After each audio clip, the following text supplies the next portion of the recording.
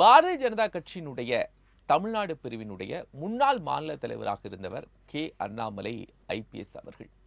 IPS பணியிலிருந்து retired ஆகி VRS வாங்கிட்டு தமிழக பாஜகவுடைய பொறுப்பாளராகவும் பின்பு பாஜகவுடைய துணைத் தலைவராகவும் பின்பு மாநில தலைவராக 2021க்கு பிறகு திரு எல் முருகன் அவர்களுடைய பதவிக்காலம் முடிந்த பிறகு அண்ணாமலை அவர்கள் மாநில தலைவராக வராங்க. கிட்டத்தட்ட 2026 சட்டமன்ற தேர்தலுக்கு முன்பு வரைக்கும் தமிழக பாஜகவுடைய தலைவராக அவர் பயணித்துக் கொண்டிருக்கிறார். இந்த நேரத்தில் அந்த பணிகள் எப்படி அவர் செஞ்சிருந்தாரு அப்படிங்கிற பெரிய விஷயத்திற்கு இடையில் பாஜகவுடைய தமிழக தலைவராக அவருடைய பீரியட் முடிஞ்ச பிறகு நயினார் நாகேந்திரன் அவர்கள் பாஜகவுடைய மாநில தலைவராக நியமிக்கப்படுகிறாங்க.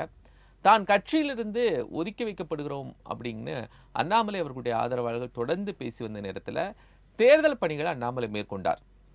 இருந்தாலும் கூட அவருக்கு ஒதுக்கப்பட்ட அந்த சட்டமன்ற தொகுதிகளுடைய பொறுப்பாளர் அப்படிங்கிற இடத்துல என்னால் பணியாற்ற முடியாது.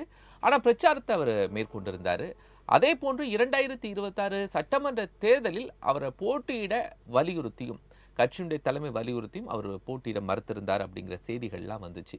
இந்த நேரத்தில் அண்ணாமலை பாரதிய ஜனதா கட்சியிலிருந்து விலகுகிறார் அப்படிங்கிற தகவல் வந்திருக்கிறது. தேசிய தலைமையில் இருக்கக்கூடிய திரு நிபின் அவர்களை சந்தித்து அவர் பேசியிருக்கிறாரு. உள்துறை அமைச்சர் திரு அமித்ஷா அவர்களையும் சந்தித்து விளக்கம் கொடுத்திருக்காரு. கிட்டத்தட்ட அவர் பதவியிலிருந்து விலகிவிட்டார் அப்படிங்கிற தகவல்கள் வந்துட்டு இருக்கக்கூடிய இந்த நேரத்தில் அரசியல் விமர்சகர் திரு ரமேஷ் சேதுராமன் நம்மோடு இணைந்திருக்காங்க.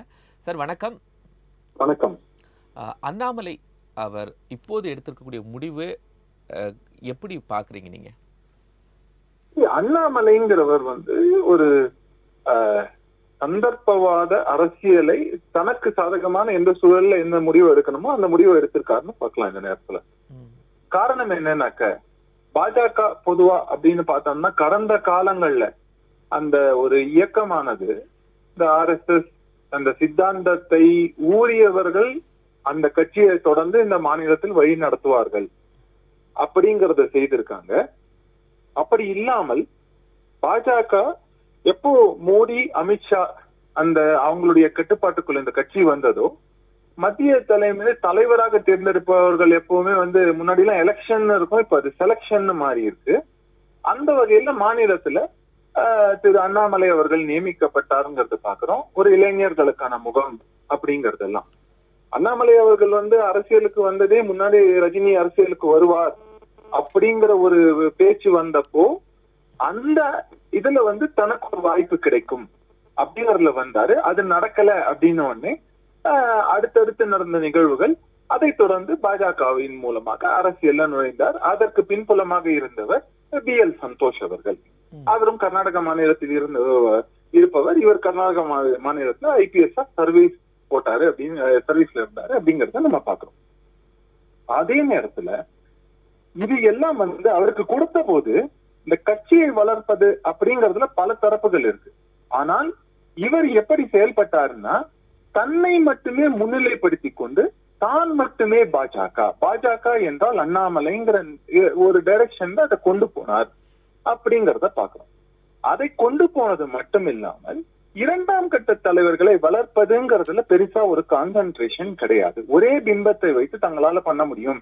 அப்போ தன்னுடைய கண்ட்ரோல்ல இந்த கட்சியை கொண்டு வந்தார். அத டெல்லி தலைமை ஒரு லெவலுக்கு மேல இவர் பண்ணாரு, திமுக எதிர்த்து அரசியல் செய்தாருங்கிறதெல்லாம் மாற்று கருத்து கிடையாது.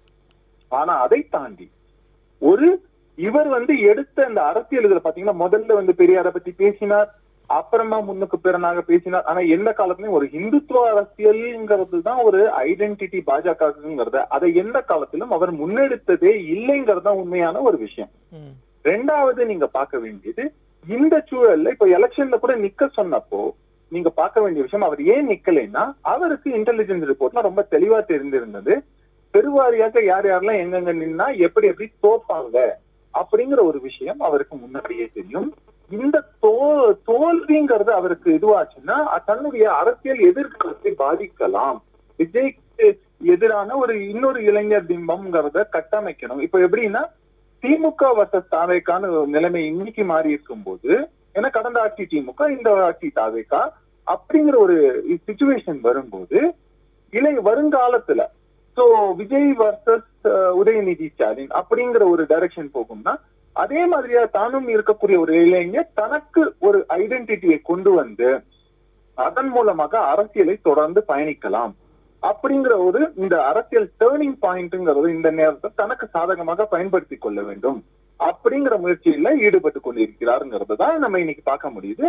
இப்ப பாத்தீங்கன்னாக்க என்னன்னா இதையெல்லாம் தொடர்ந்து அதாவது வளர்த்து விட்ட பாஜக இன்னைக்கு அன்பார்ச்சுனேட்லி எந்த நிலைமைக்கு போகுதுன்னா இன்னைக்கு அங்கே இருக்கக்கூடிய ஆப்பர்ச்சுனிஸ்டிக் பல கட்சியில இருந்து பாஜகவுக்கு வந்து சேர்ந்தவர்கள் ஒரு சிலர் வந்து அந்த கட்சிகள்ல இருந்த கட்சியில ப்ராமினன்ஸ் இல்லைன்னோ இல்லைன்னா தங்களுக்கு அதை விட ஒரு தேசிய கட்சியில் இருந்தால் பலன் கிடைக்கும்னோ இதை நோக்கி சென்றவர்கள் எல்லாரும் இன்னைக்கு அண்ணாமலை மூலம் தனக்கு ஒரு இது கிடைக்குமான்னு அங்க போயிடுவாங்க. அப்படித்தான் பார்க்க வேண்டியது. இப்போ பாஜகல இருக்கும்போது அண்ணாமலை அவர்களுக்கு அந்த ஒரு கூட்டம் இருந்துச்சு. இப்போ அவர் தனியா ஆரம்பித்தா அது மாறும்னு நினைக்கிறீங்களா சார்? இல்ல எனக்கு அது அது வந்து நமக்கு இந்த பொறுத்து பார்க்கலாம். ஆனா இது ஒரு தாவேக்காங்கிற ஒரு கட்சி ஒரு இந்த அளவுக்கு ஒரு ப்ராமினன்ஸை கெயின் பண்ணதுங்கிறதே வந்து ஒரு நல்ல டேர்னிங் பாயிண்ட் நான் சொல்லுவேன். அதாவது தாவேக்காக்கு நான் வந்து ஃபேவரபிளா இல்லையாங்கிறதெல்லாம் கிடையாது. ஆனால் அரசியல்ல மக்கள் வந்து ஒரு சேஞ்சை விரும்பி இருக்காங்கிறத அது காட்டுது. அப்போ அந்த சேஞ்சுன்னு வரும்போது இந்த திராவிட கட்சிகளை தாண்டிய அப்படிங்கிற ஒரு டைரக்ஷனை நோக்கி அது போகுது. அப்படி போகும்போது இப்போ அடுத்தடுத்து யார் வந்து அந்த புது இதுல வந்து பரிமளிக்க போகிறார்கள்ங்கிறதெல்லாம் நம்ம பார்க்கணும். இன்னைக்கு அதே மாதிரி வந்து ரொம்ப ஈஸியா சொல்லிட்டு போகலாம். அதாவது நிதின் நபீன் கிட்ட பேசுறாங்க. நிதின் நபீன் என்பவர் வந்து அவர் வந்து இப்போ கடந்த இதுக்கு முன்னாடி இருந்த தலைவர் ஜே.பி. நட்டா அவரும் வந்து ஒரு அவங்க அப்பா பொலிட்டிக்ஸ்ல இருந்ததுனால அந்த இதுல வந்தவர். அதனால he was more of selected than elected. அதே மாதிரி தான் நிதின் நபீனும் வந்திருக்காரு. இவங்க எல்லாமே வந்து பிரைமரிலி பாத்தீங்கன்னாக்க அமித்ஷா என்ன சொல்கிறாரோ அது தலையாட்டணும், மோடி என்ன சொல்கிறாரோ தலையாட்டணுங்கிற மாதிரியான தலைமை தான் மத்தியில் இருக்கிறது. அப்படிங்கும்போது இவங்களால சொந்தமா எதுவும் இதெல்லாம் வந்து பெருசா ஒரு டெசிஷனா தனி இண்டிவிஜுவலா எடுத்துட முடியுமானா டெஃபினட்டா கிடையாது.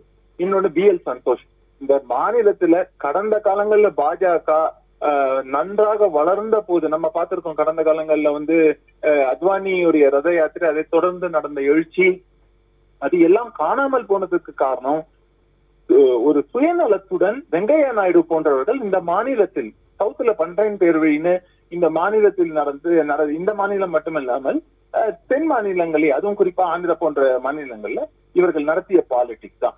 அதனாலேயே பாஜக கொஞ்சம் வீக்கன் ஆச்சு. அது தொடர்ந்து நடந்ததுன்னு பார்த்தோம்.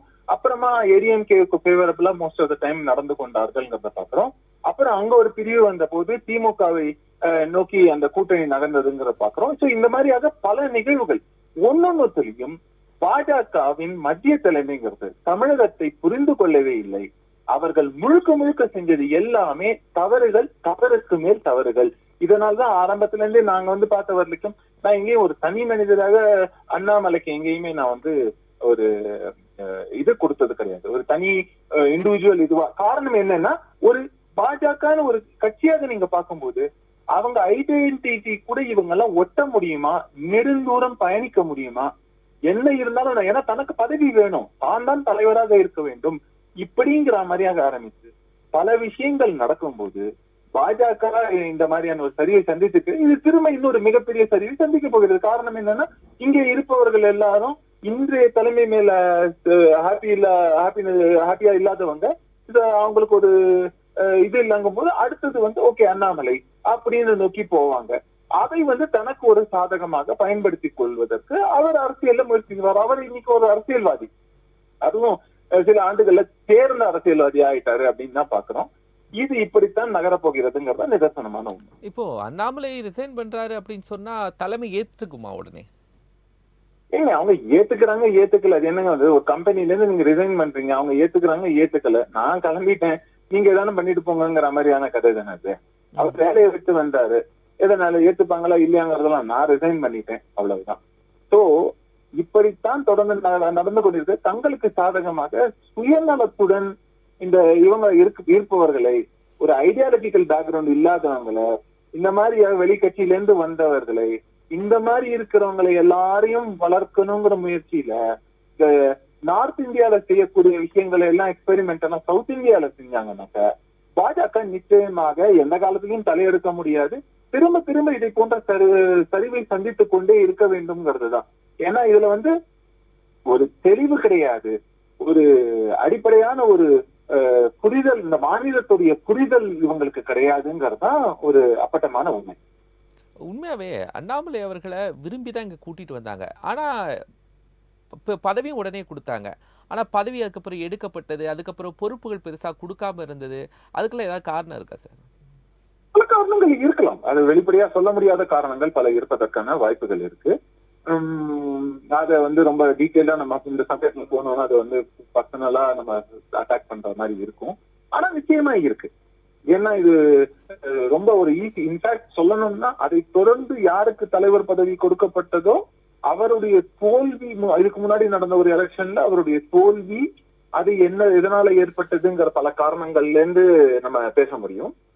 இதையெல்லாம் வைத்துக் கொண்டது மட்டும் இல்லாமல் கூட்டணி, ஒரு கூட்டணி கட்சியாக ஒரு கட்சி வரும்போது கூட்டணி எப்போது வைத்திருக்க கூடாதோ அப்போது கூட்டணி வைப்பது, கூட்டணி வைத்த பின் அந்த கூட்டணி கட்சியை பற்றி தவறாக பேசுவது, இந்த மாதிரியாக பல விஷயங்களை செய்ததுங்கிறது வந்து ஒரு மிகப்பெரிய ஒரு தவறான விஷயம் அப்படிங்கறத நான் பாக்குறேன்.